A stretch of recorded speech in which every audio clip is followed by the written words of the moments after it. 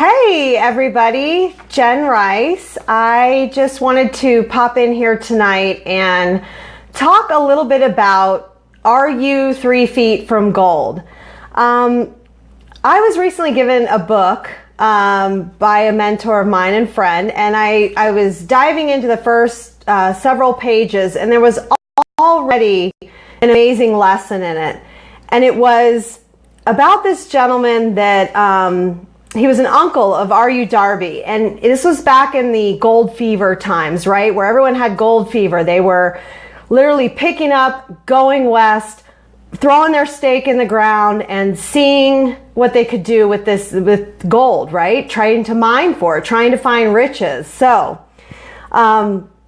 he goes out to Colorado, he stakes his claim, he begins digging, invests in machinery, and he strikes gold, and he has a great vein. And so they're exploring that, but for whatever reason, the vein dries up and they're getting a little discouraged. They keep trying and digging and trying, and really they feel like that the mine has dried up, that there really wasn't anything left.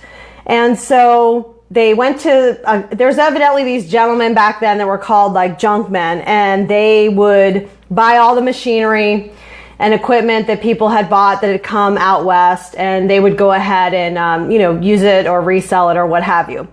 Well, this one junkman, he bought their stuff, and he had a feeling though that mine was not tapped out. So he hired a surveyor type of person that said that basically he understood the fault lines, and the fault line that was there in Colorado. He said if you understand the fault lines, you can find the vein again. And sure enough, based on what the surveyor said, they began digging. And what they found out was that they were literally 3 feet from the gold when they had stopped before. So the story goes on that the junkman went on to make millions, literally millions and millions of dollars on the gold that he mined from the land and the plot that that the uncle had originally found. So what's really the lesson in this?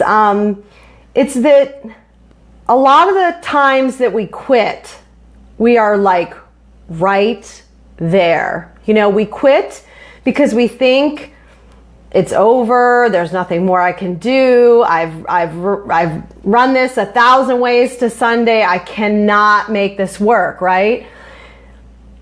But sometimes we're just in a temporary defeat. So, this resonated with me because there's been a lot of things that I wanted to quit from.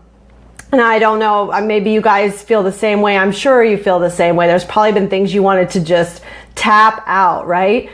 Well, if we take this story and we apply it to the fact that, okay, well, what did he really do that was different, this junkman? Well, he found someone that had a little bit better expertise than he did to help him troubleshoot what could be going on there, right? So there's one thing. You can, maybe hire a coach, hire a consultant.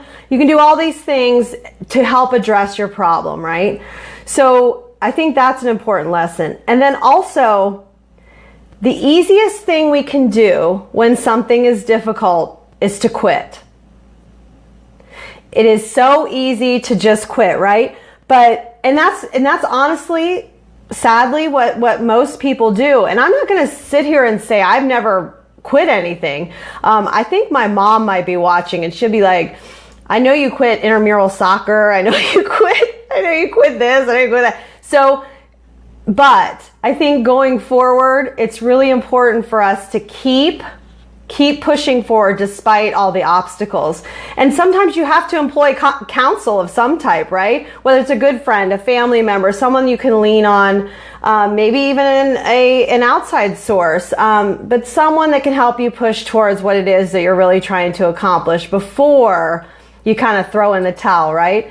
So anyway, this book was Think and Grow Rich. It was given to me by my my mentor and friend Heather, and I'm barely into it, and I already feel like there's a ton of stuff in here to absorb and enjoy. So I hope you guys found some value in this. I really love a good story that we can learn from too. And if you did, please like my video. Certainly subscribe to me anytime I go live. And I just really appreciate you listening. Have a great, great night.